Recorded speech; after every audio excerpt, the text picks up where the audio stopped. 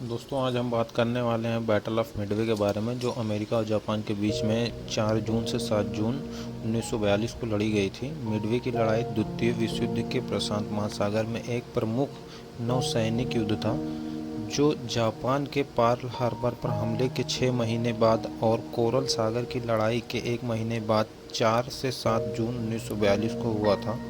इस लड़ाई में जापान को भारी नुकसान सहना पड़ा। अमेरिका के 150 विमान नष्ट हो गए थे और 360 लोग मारे गए थे। 3 कैदी बनाए गए थे और जो बाद में मार दिए गए, जबकि जापान के 248 विमान नष्ट हो गए थे और 3057 मारे गए थे। 37 बंदी बना लिए गए। युद्ध में 4 जापानी और 3 अमेरिकी विमान वाहक पोतों ने भाग लिया, जिसने 6 महीने पहले ही पर्ल हार्बर पर हमला किया था, डूब गए थे। अमेरिका ने वाहक यॉर्कटाउन और हैमन को खो दिया, जबकि वाहक यूएसएस इंटरप्राइजेज और यूएसएस हॉर्नेट पूरी तरह से युद्ध में बच गए थे। मिडवे ऑपरेशन के लिए इंपीरियल जापानी सेना से समर्थन प्राप्त करने के लिए इंपीरियल जापानी नौसेना संगठित शामिल अलास्का क्षेत्र के हिस्से अटू और किस्का के नॉर्थ आइसलैंड के मध्य से संयुक्त राज्य के अपने आक्रमण का समर्थन करने पर सहमत हुई।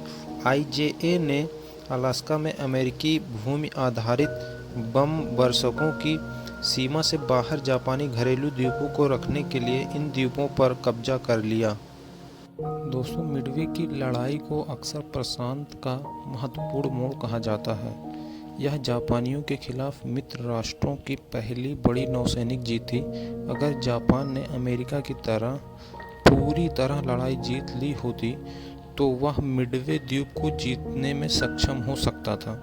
साराटोगा प्रशांत क्षेत्र में एकमात्र अमेरिकी वाहक होता, क्योंकि 1942 के अंत से पहले कोई भी नया वाहक पूरा नहीं हुआ था, जबकि अमेरिका ने शायद जापान के साथ शांति की मांग नहीं की होगी, जैसा कि यामामोटो को उम्मीद थी। उनके देश ने आक्रमण करने और कब्जा करने के लिए ऑपरेशन एफएस को पुनर्जीवित किया, फिजी और समोआ, ऑस्ट्रेलिया, अलास्का और सीलोन पर हमला किया, यहाँ तक कि हवाई द्वीप पर कब्जा करने का प्रयास किया।